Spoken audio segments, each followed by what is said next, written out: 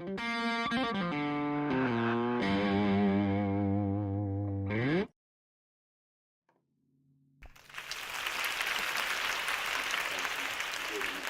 everyone doing today? Good to see you. Thank you very much for watching this broadcast. It is Tuesday, February the 7th, and I'm streaming to you live from Willow Springs, North Carolina. This is Today is chapter 5 of Health Psychology, of the textbook, and we're going to be talking about health psychology today. So, without further ado, let's go ahead and get started. So, it's chapter 5, physical, psychological, and physical health. So, today I'm going to introduce you to health psychology, and then we're going to talk about how it helps us live lives that have better well being. If you remember that from exam one, I wanted you to know that well being is not just being healthy, but also being mentally there and being happy at what you're doing. And health psychology is that branch of psychology that sort of interfaces between the medical doctors and people's behavioral habits because people develop habits of living. Sometimes these habits are healthy, sometimes these habits are not healthy. And so we're going to talk about the relationship to medical care and its use can affect our health. Then, of course, I'm going to go through sort of your fifth grade health lesson and tell you why smoking, drinking, and taking drugs are bad. Then we'll talk a little bit about maintaining a healthy weight. And the goal of this chapter is to help you identify the roadblocks that are preventing you from achieving maximum well being. That's all this is. This whole this whole chapter is designed to help you get past the mental roadblocks that prevent you from achieving maximum health. So let's go ahead and get started, shall we? Okay, now, uh, the first step to being a healthy person is to knowing where the risks are in life. And what you're going to notice is that most people really don't think too much about these risks or really the dangers of life in general. Your book down here and in the PowerPoint, we're talking about this thing called unrealistic optimism. Most people who are doing things that are quite dangerous don't really think that those dangerous behaviors can hurt them. Yes, I know smoking kills and I smoke 2 packs a day, but you know what? That is for other people. This behavior doesn't really affect me. And what you're going to find is a lot of people really discount and don't pay attention to the risks that exist for them in life. And so, what I want you to do is to begin thinking about and understanding what the risks are to you as a human being. Now, you can learn a lot from looking at the causes of death. I look a lot at mortality statistics because you can really learn a lot about life in them. If you look over here on the far side, you can look at the total numbers of deaths here in the US. I believe this was 2017. 650,000 people died of heart attacks, heart disease in the United States in 2017. Almost 600,000 died of malignant neoplasms, cancer, if you will. Then we had respiratory disease, and then we had strokes. Those are the top, and then we have and unintentional injuries, accidents. So look at it. These are the 5 top killers of Americans, or the 5 top causes of death in 2017, right? So why do we talk about quitting smoking and because smoking is related to heart disease and cancer. Why do we make it mandatory for people to wear seat belts and helmets? Because accidents are a huge killer of people. Why do we want people to quit smoking cigarettes? Why do we worry about asbestos, secondhand smoke? Because chronic respiratory disease, lung disease, is the number 4 killer, right? And so we talk about all of these things and we enact, if you think about it, cultural protections and cultural habits are set up in order to help people avoid these common causes of death. Now, look here, folks. If you look down below me, these are, if you break the cause of death down by different age groups, you can learn even more information. So most of you are in the 15 to 35-year-old range. You know what? You are mostly invincible. The only thing that is going to kill you is yourself. Accidents, suicides, homicides. These are all things with huge behavioral sort of predictors in them. And so, what you need to do as a young person is to manage these risks that you have. Now, you'll notice as you get older, it's cancer and heart disease really take over the work in causing deaths later in life. Um, but so there are two things you need to be thinking about your age. Number one, manage your risks by not drinking and driving and wearing your seatbelts. But at this time, we're also setting the stage by having or not having the risk factors that are going to cause cancer and heart disease. So, in being realistic about the kinds of things that cause us death, that are risks to us, we can actually learn how to structure our life in such a way that we manage and minimize these risks. I don't want any of you to die in a car accident. I don't want any of you to feel sad enough that you might hurt yourself. But you know what? If we're smoking cigarettes or our weight's not quite right or we're stressed out, we want to work on these chronic sickness causing problems because they're going to affect you a little bit later on in your life. All right. So that's what behavioral psych is. It's all about making you aware of the threats to well being and then showing you a path to make it to well being. I see we have another person on the broadcast. Good morning. Thank you for coming today. So let's go ahead and get started. Health psychology.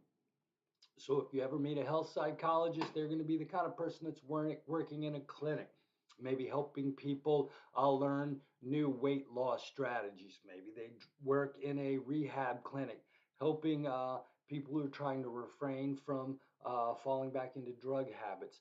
Maybe they're helping them deal with their habitual kinds of behavior. The health psychologists and those health psychologists are also going to be the ones maybe that advertise and try to create PSAs and ad campaigns that use psychological triggers to get people to do those things that are healthy for themselves. So that's what health psychology is. It's an applied branch of psychology that tries to improve the health and well-being of the population. Now, what is it that causes people to be healthy or be sick? It's a complex problem. That's a complex answer to the problem. But we do know that yes, it is part genetics. Sometimes you can't avoid your genetics. This is true.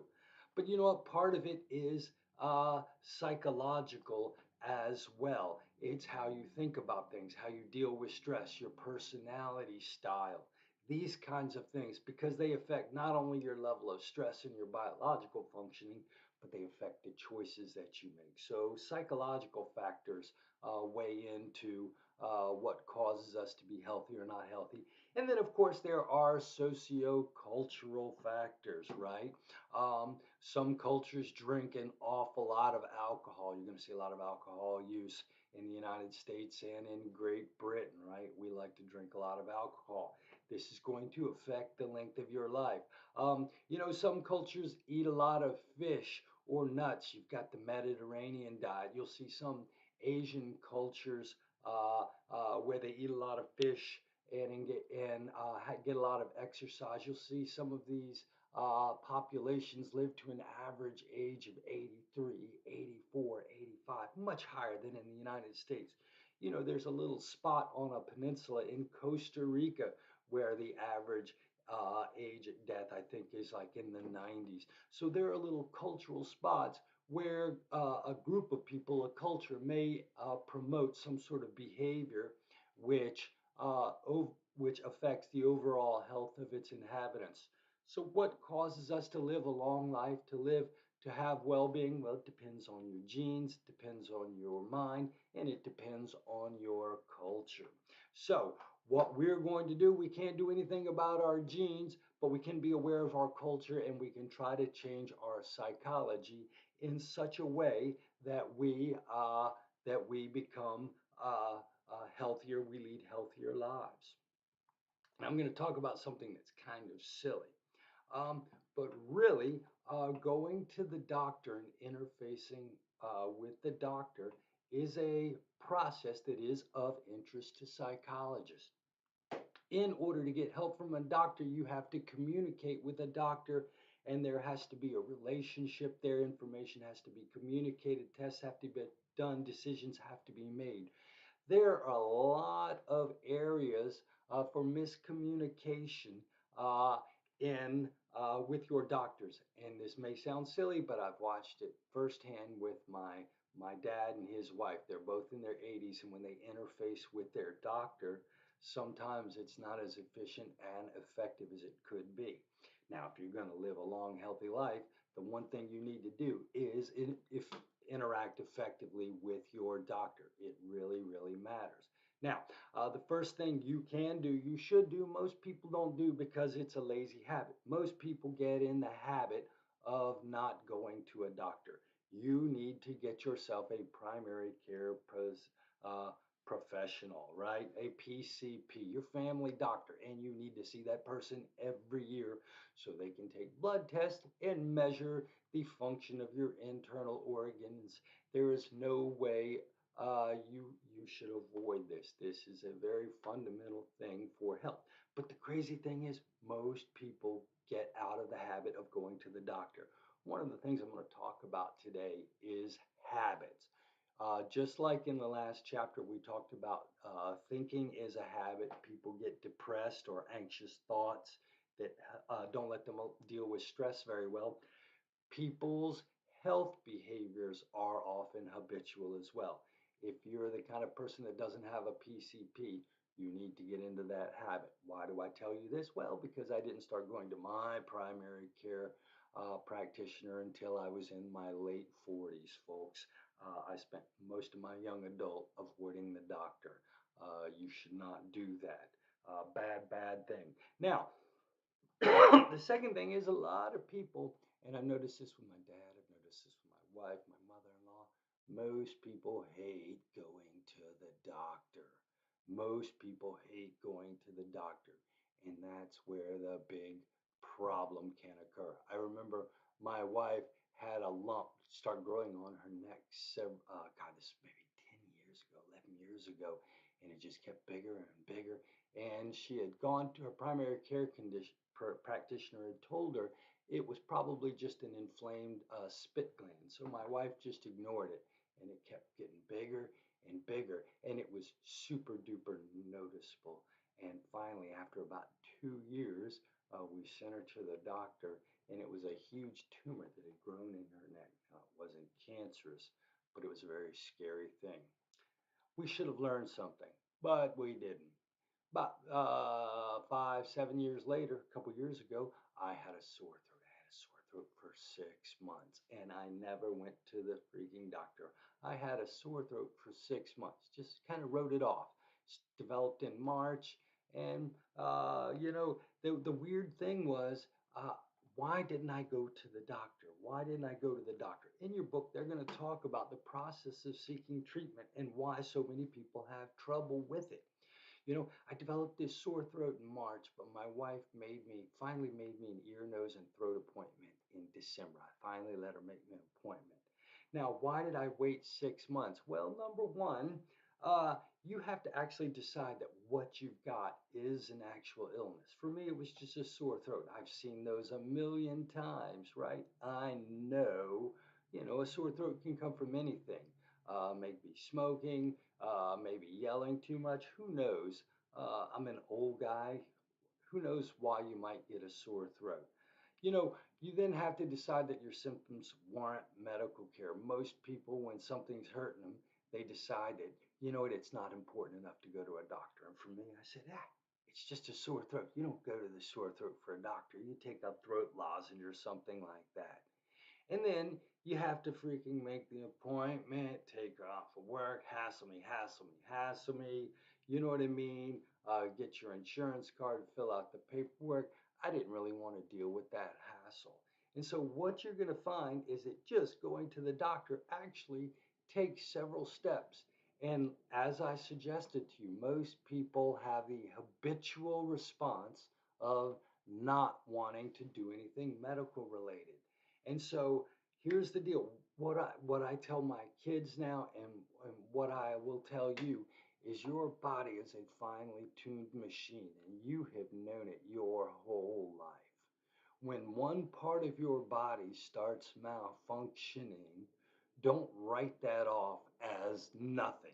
When some new thing begins to occur on your body, even if it doesn't seem important, even if it doesn't seem bad, it's something that shouldn't be happening with that finely tuned machine. It means something is wrong. And I will tell you now, and I hope I never make this mistake again. When something goes wrong on my body, I'm not going to let it fester for 7 months simply because it's a sore throat, or because it's an inflamed spit gland, or because you know what, I have funny spots on my body sometimes. Uh, the you know. I had a friend that had a cough and shortness of breath, and that guy waited 6 months to get to the doctor. And by the time he got there, he had stage four lung cancer. It took him in 3 months. You know what I mean? You need to get to the doctor, and you would be surprised how many people can't get over that simple psychological step. And I guarantee you, each one of you could probably type me a story in of one of your parents that a family member that will not go to the doctor no matter how sick they are, right? Now, people are most likely to seek treatment if it's a really serious or unfamiliar thing. If it's a sore throat, I'm familiar with that. If the symptoms appear to last longer, ladies and wealthier people are always better at going to the doctor. Guys, let your significant if let your significant get you to the doctor. Please don't fight that process. And really for me, my wife insisted that I go. That was what the trigger was for me. So pay attention to your family members. If one of your family member has a niggling problem that they won't go to the doctor for, it is your job to jump on them and be the one that pushes them to get medical care. The problem with a lot of disorders is most people wait too long to treat them. My cancer was at stage three. It was a little bit of throat cancer I had. Now, the weird thing is, because of this disorder, stage three isn't as bad as it is for most people, but I had waited long enough for it to spread into a lymph node. If I'd waited much longer and it had spread to a different part of my body, then suddenly the cancer becomes difficult to beat. So you take care of yourself. Number one, get your butt to a doctor when you need it. Get a doctor in general, and then make sure you get there when you need help. All right, step two. One of the problems I see with my older parents, because in their 80s, they don't think as well. A lot of times when they do get to the doctor, there's a miscommunication between them and the doctor. The doctor will give them information, things to do, and they don't quite understand it because the doctor talks over them. And sometimes my dad, he's got Parkinson's, heart problems. He lost his leg to cancer, some different problems. And so it's hard for him. Sometimes he doesn't communicate what he's experiencing accurately, and the doctor misses information. So it's this weird thing that you're going to see. And this happens in a lot of communicative situations. One of the things I learned as a young psychology teacher, is you may know what you're talking about, but if you can't communicate it to the person, then it doesn't matter. Communication matters. The doctor knows how to fix problems, and you know what problem you have. What needs to happen is you need to both transmit your information accurately to the other person. And the weird thing is, Sometimes that's difficult. You don't see your doctor for very long, 5 minutes, 10 minutes. You spend most of your time with a nurse. So you're under pressure to say the exact right thing at the exact right moment, right? Some people don't know how to describe what they're feeling or what it is the doctor needs to hear in order to be able to figure out what the problem is. And then sometimes I notice my dad's doctor will say things that my dad just doesn't understand because my dad's an old country fella, uh, with not much education. And so I go there and I try to make sure that I mediate what is spoken so that they can communicate to one another. Now, the weird thing is, of course, even when they hear their doctors, most people won't do what the doctor says. My dad does not wear his CPAP machine. He has sleeping problems, so sleeping problems affect him during the day. He can't sleep well. Well, he's got a CPAP machine. I talk about it to him during the day. Dad, are you going to wear the CPAP? Yeah, yeah, yeah. I need to wear that. I need to wear that. You talk to him the next day. Dad, did you wear the CPAP at night? No, I didn't. Well, you know what? The doctor can tell you what to do, but most of the time we don't follow the doctor's advice. One of the things you need to really do, and I mean, I'm sure several of you probably can agree with me that you haven't taken some medication that the doctor told you to take or to do this that the doctor took. When I suffered from when I had my cancer, my radiation therapy, it screwed up my sense of taste. And the doctor in excuse me, my salivary glands, they didn't work. So I have constant dry mouth. The doctor gave me a pill. He said it'll help with the dry mouth. I basically have decided I'd rather have a dry mouth than take a pill every day. I haven't followed my doctor's advice. Sometimes that can have a big effect on your health outcomes. With my dad in a CPAP machine, or if it's heart medicine, these things can really matter. Okay, so here's the deal.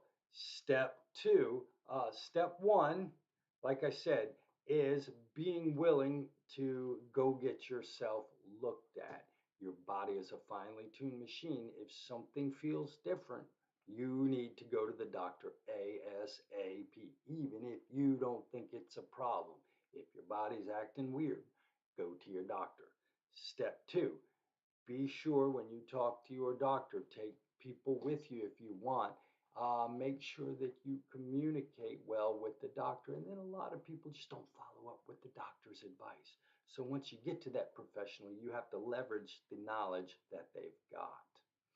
Okay, now, so one of the main things you can do to improve your health is to improve this relationship with your doctor. That's what we talked about. Now, chapter 5 is also going to talk about drugs and drug use. Now, this chapter can get a bit preachy, and it can tell you what drugs to use, what drugs not to use, and it mostly focuses on illegal drugs. Now, I'm not here to tell you that illegal drugs are good. What I'm actually suggesting more importantly is that some of the legal drugs that we use I think that we use to treat people may not be any healthier than these illegal drugs. So I'm not a huge fan of many of these psychotropic chemicals, legal or otherwise. Now, here's the thing. I remember I used to have an office with an anthropologist that told me he found a pipe with cannabis seeds in it that was 10,000 years old. Drugs are not a new thing. Alcohol and intoxicants have been in our civilization almost as long as we've had a civilization. So it's not for me to say what kinds of chemicals you should or should not use. All I want you to know is what the risks are of the drugs, legal or illegal, that you choose to take. If you choose to take that psychotropic medicine from your psychologist, if you choose to take that stimulant that's going to help you at work, if you choose to take ADHD medicine or LSD or marijuana, I just want you to know what the risks are. And really, when we look at drugs, what we look at are sort of four general characteristics: the tolerance associated with the drug, the physical dependence of that drug, the psychological dependence of that drug, and the risk of overdose with that drug. All right, so what I want you to know are just these general terms related to drugs. And I want you to sort of use this chart below me to sort of understand what the relative risks of these drugs are. Okay, so tolerance sort of happens neurochemically in your body. The weird thing about your brain, your synaptic receptors, is that they always try to maintain a homeostasis in your biochemistry. So if you dump a lot of a drug into your system, the natural drug that that effect is mimicking will then be decreased. The production of that will be decreased. And so your body is trying to maintain this homeostatic balance.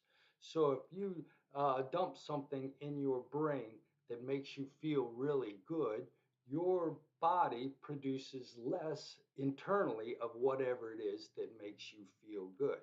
When you remove that drug, uh, you now have sort of this deficit. Now, your brain is going to habitually change its body chemistry, which will require you to throw more of your original drug to achieve the desired effect. So, for example, people who use heroin start out with a very teeny tiny amount, but over their time, their uh, uh, their physiological chemistry changes such that there's a deficit of the endorphins that morphine and heroin replaces. So you can use more and more. And it turns out somebody who's been using heroin for 3 or 4 or 5 years uses 4 or 5 times as much as the person who's maybe just starting out. And the amount that a hardcore user can use would be the same amount that would absolutely kill the first time user. And this is because the person's brain chemistry, their physiology has changed to allow them to use more of the drug. That's called tolerance. All right. And some drugs build tolerance, and other drugs don't build as much in the way of tolerance, or it doesn't happen as quickly. Physical dependence. Now, this physiological change that occurs in the body, if this physiological change is severe enough, it will cause what we know as physical dependence, right? So, morphine, heroin mimics this stuff that's produced in your brain that's very important, called endorphins. Endorphins make you feel good. They protect you against pain. Now, people who build up a huge tolerance to morphine, what happens is their brain begins producing very, very little endorphins. So they are getting all of their endorphins artificially. And what happens is when they run out of the artificial endorphins, the heroin, their body is at a deficit producing the thing it needs. And when you don't have enough endorphins, it's felt as pain throughout the body. And so people who are trying to come off of heroin, they don't have this endorphins and they feel a physical pain. Their body requires some sort of chemical replacement. This person is demonstrating what we would call physical dependence. All right. And if you're going to look at these drugs down here, narcotics, your opiates like morphine and heroin, very, very high dependence. Your sedatives like Quaaludes and I guess they call Secanols. I don't even know what those are. They have a very high risk of dependence. On the other hand, you'll look at your hallucinogens and cannabis, and what happens is physiologically, the way they operate in your body, they don't create this physical need. Now, you get very physically sick when you come down off of one of these drugs that has a high physical dependence. All right, it's a very, very difficult experience. On the other hand, with your hallucinogens and a cannabis, you're not going to experience the cold sweats, the vomiting, the pain that you will experience. Now, that being said, uh, not only do we develop a physical tolerance, but we develop the habit of doing the drug, which is the psychological dependence. Now, psychological dependence is not as dangerous, but it can be as difficult to overcome. And that's just the habit of doing the drug. I remember when I quit cigarettes, cigarettes have a very high physical dependence. Okay. The nicotine receptors in your body just absolutely love the nicotine in the cigarettes. And your brain quits producing chemicals to activate the nicotinic receptors that you have in your nervous system because you've got those cigarettes. When you put those cigarettes down, it is a very painful withdrawal process. But even after that withdrawal process is gone, you have to learn new habits. You don't smoke that cigarette after your meal. When I went to a bar, I had to learn how to drink at a bar without a cigarette because I spent my entire young life smoking cigarettes at a bar. I would always have a cigarette first thing in the morning. I would have a cigarette after every meal. This is a psychological habit. So, what you have to break when you try to change one of these habitual uses of caffeine, tobacco, uh, marijuana, whatever it is, if you decide to change one of these habits, you have to break the physical dependence and then you also have to break the habit as well. And both of them can be difficult. Now, overdose potential is a very important thing to know. Now, here's the weird thing about drug. You can think about a drug. Any drug you take has what we call a therapeutic level, the amount of the drug you need in order for it to work. How much pot do you need to smoke? How much heroin do you need to inject? How many beers do you need to drink to feel good? Or you can think about this medically too. How much of the ADD medicine do you need before you can focus? How much antidepressant do you need before your mood improves? This is what's known as a therapeutic use. Now, you also, all drugs, many drugs have what's known as a toxic dose, the amount of the drug that is dangerous and can cause an overdose, right? So when you think about a drug, it has a therapeutic level and then it has a toxic level. Now, the closer the therapeutic level is to the toxic level, the higher the overdose potential. If I need this much to get high and this much can kill me, it's pretty easy to overdose. And that's the way it works with heroin. Okay, it's very, very dangerous. The amount that gets you high is also close to the amount that's going to kill you. And so you have to be very careful using that drug. Did you know with lithium, the drug they use for people with bipolar, that is actually kind of a toxic drug because the amount of lithium that makes the mood swings go away is kind of close to the amount of that drug that is dangerous. And so when they give lithium to bipolar patients, doctors will start with a low level and then move that level up carefully, trying to find just the right amount to help that patient feel better without injuring them. So there are some drugs where the overdose potential is very high. Look at that, your opiates and your sedatives, because the amount that gets you high is close to the amount that can kill you. On the other hand, with alcohol, you know, the amount that gets you drunk is not nearly the amount that can cause you to die. You know, you'd have to drink a ton of beer. It can be done. I'm not saying it can't. And the same thing with marijuana or cannabis. Uh, the amount that gets you high, I'm not even sure there's an amount you can actually use that will cause your heart to stop. I don't know if you can overdose necessarily on cannabis. And with hallucinogens as well. Now, hallucinogens are dangerous because they alter your reality and you'll jump off the building. But actually, the amount of LSD is in micrograms. And so, actually, at that amount, you could actually take any number of really dangerous drugs and still not have enough in your system to kill you. So the risk of fatal overdose is very low on hallucinogens and cannabis. The risk of physical dependence is very low as well.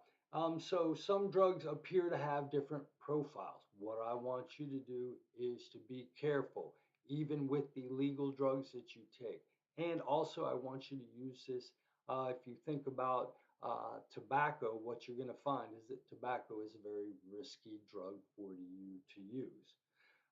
Again, like I said, manage your risk. If you'll remember from early in this, I said accidents are the number one killer of people your age. Drinking and driving, fatal overdoses. These are accidental deaths that you want to avoid. So, like I said, manage your risk. Now, I don't need to tell you that smoking bad. You know that smoking is bad. Your book talks about it. So let's talk about it a little bit.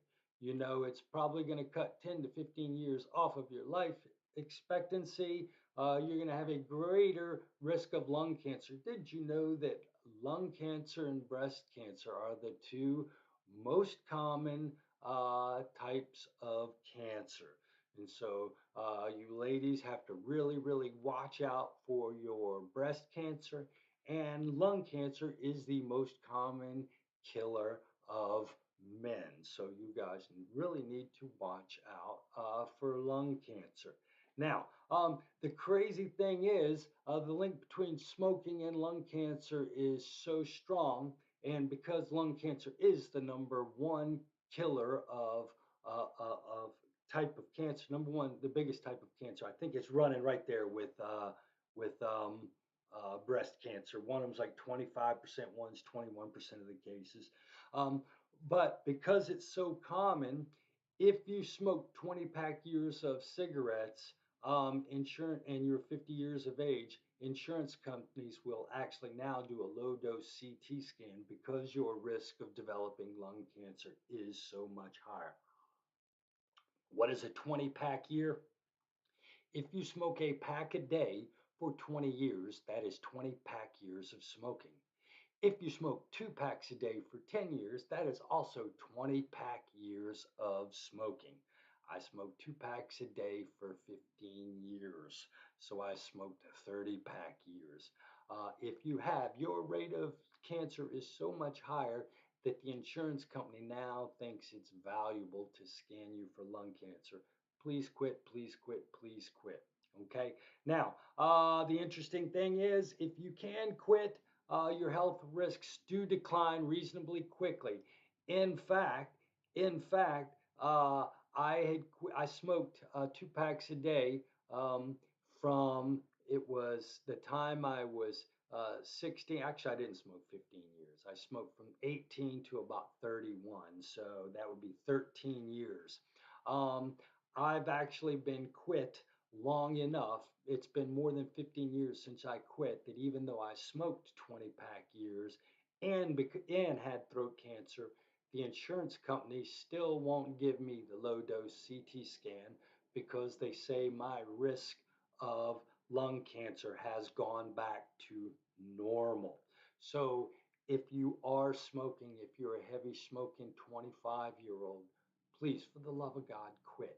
You are at risk, but you can decrease that risk if you can quit and stay quit long enough. Yes, it is difficult. In fact, it is the hardest thing I ever did. Um, but you can do it. And if you do, and it says most people fail several times. I quit 3 times, once for 6 months, once for a year, and then once forever. You can do it too. So you can do that as well. I'm not going to tell you how to do it. You find the program that works for you. I will tell you, though, the research suggests that trying to phase it out, trying to use the gum, that's not the best way to do it. Really, you just have to bite the bullet, throw that pack in the garbage, and tell yourself that you don't smoke. The first 7 days are hell. Don't think of it as 7 days. Think of it as one day. I'm not going to smoke today. And then when you wake up tomorrow, say, you know what? I'm not going to smoke today. And keep quitting smoking for one day at a time. And after the first 7 days, once you realize that you've done it for 7 days, you then try to do it for another 7 days. Um, it's tough, it's difficult, but if you can quit it, the inflammation, the chemicals, the tar in your lungs, all that stuff goes away. It will make a much better life for you. Come on, don't you want that last 13 years of your life? Ah, okay, same thing with drinking. Again, drinking has been around with civilization, probably as long as civilization has been around. People realize that you can ferment fruit um, uh, and turn it into something you can drink that will make you feel different. You know what? I've even seen videos of birds in the wild eating rotten fruit and getting drunk off of it. Drinking alcohol is as old as society itself. So I'm not going to tell you how to do it and what to do it. You may have cultural practices. You know what I mean? So you have to figure out what drinking means for you. And you know what? People do it for any number of reasons. It can be a good stress buster. Um, when you're sad, disappointed, sure. I remember as a 21-year-old guy, having a couple drinks made it easier to talk to ladies in the bar. And, going out, and I was also a bartender for several years, and it appears, at least here in America, going out on your 21st birthday and getting schnockered is a social ritual. I used to bartend up in Blowing Rock, North Carolina, and people would come in on their 21st birthday and they would inevitably just get blind drunk within an hour or two. Their friends would buy them shots and they'd just be wasted, carried out of the bar. Seemed like a ritual. Now, you all know there are the short term risks and problems. Everybody hates a hangover. You do stupid things when you're drunk. You drink and drive. That's that big accidental death.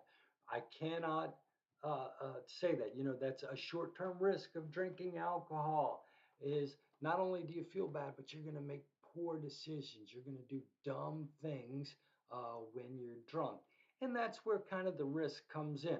Having a drink or two, maybe not such a bad thing. But when you're out on Friday night, like I used to be as a teenager and a young man, drinking 7, 8, 9, binge drinking, you can get yourself into a lot of trouble by making bad decisions.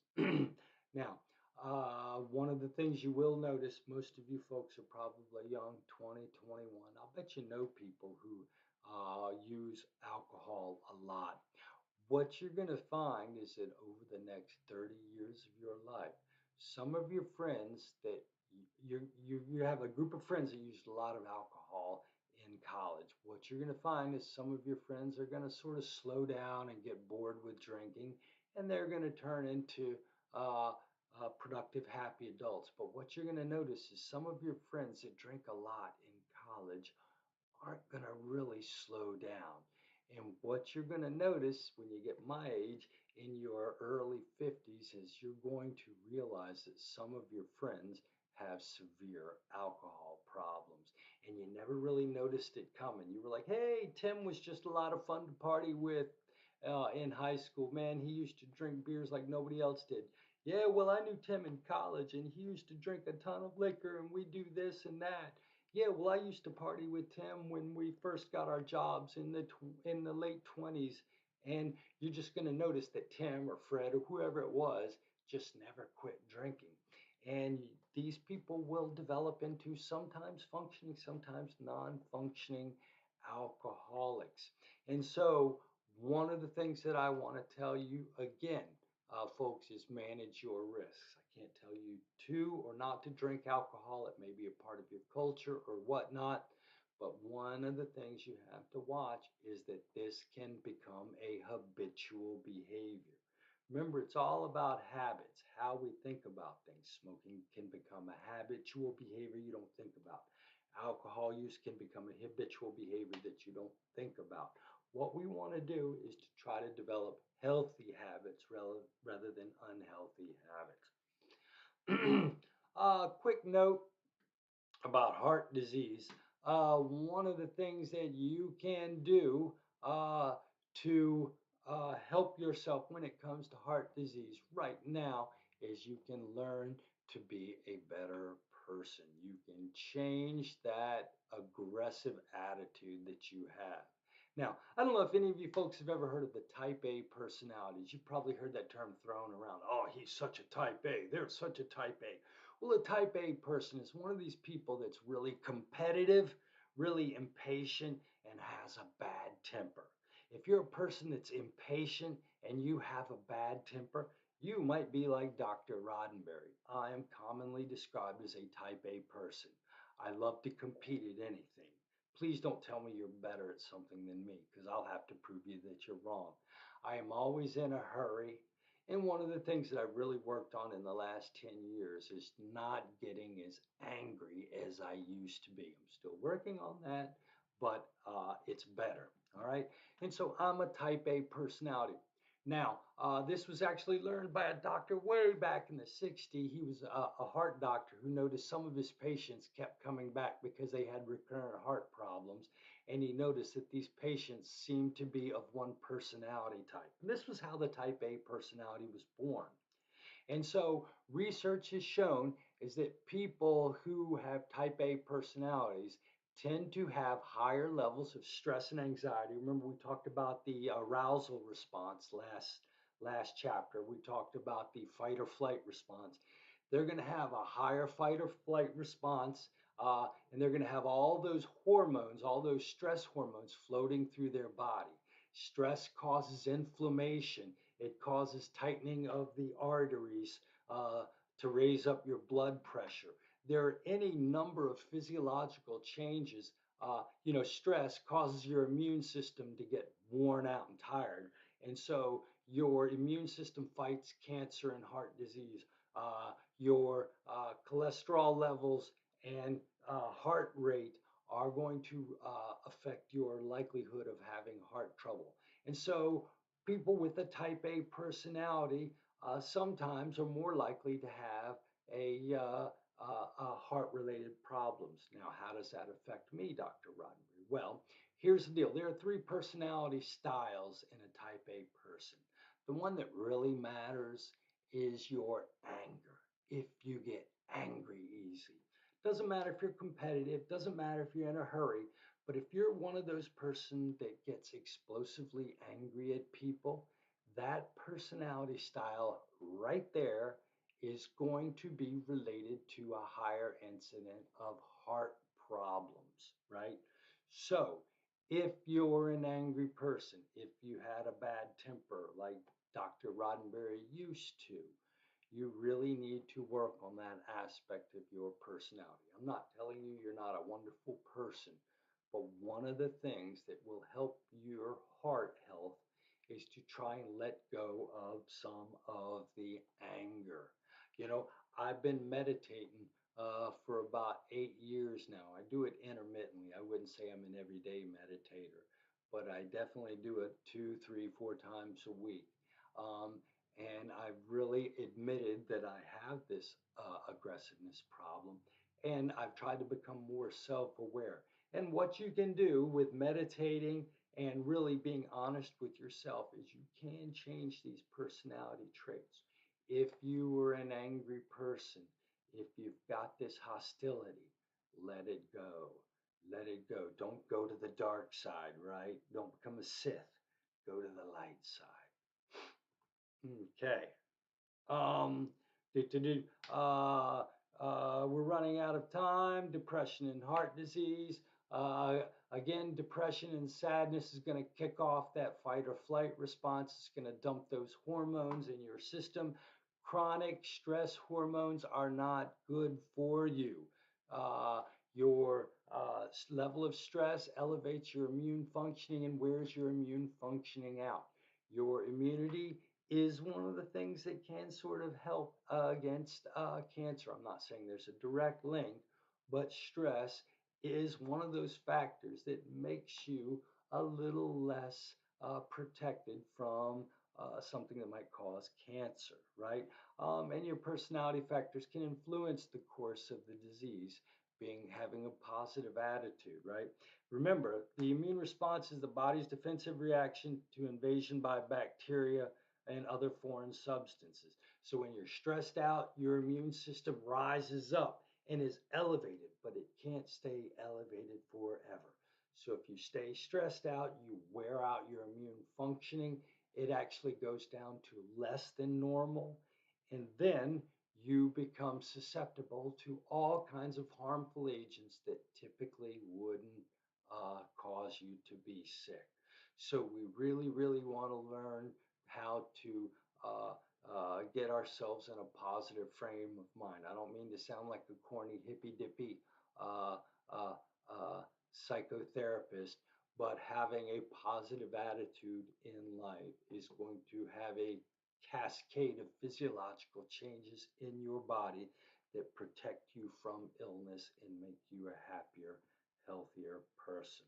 Okay, I'm not going to talk about eating or losing weight, except to say that I was what they would call extremely obese 7 years ago when I was 45. I went to the doctor.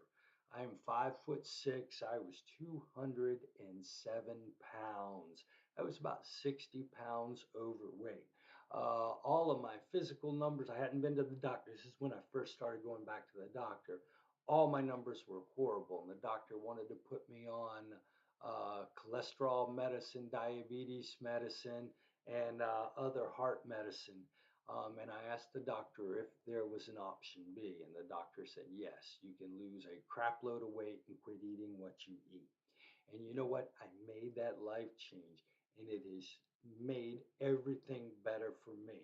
If anybody wants to get together and talk about trying to develop a better lifestyle for better weight and eating, I'd be more than happy to spend time talking about that. In fact, what I'm going to do is I'm going to talk about that in webinar on Thursday night.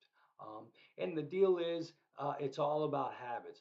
Most people, for them, eating is a habit, and they put things in their mouth without actually thinking about them. If you sat down and think about your eating, your habits would change. And most people are very thoughtful about exercising. They only exercise when they make plans to do it. Your exercising should be habitual, and your eating should be thoughtful. And I'm going to talk to you a little bit about how you can eat, get moving more, and become healthy and lose 60 pounds like I did. You know, I went back to the doctor 6 months later, and all of those medications that the doctor was going to put me on were no longer necessary because all of my numbers came back to normal. You can do the same thing too. Give yourself a chance to live a healthy life full of well being. Okay, it is 8:53. I'm going to say goodbye now. I hope to see you Thursday night in webinar. If you have any questions, don't hesitate to send me a text, an email, or bump me on Microsoft Teams. Take care and have a great day. Bye.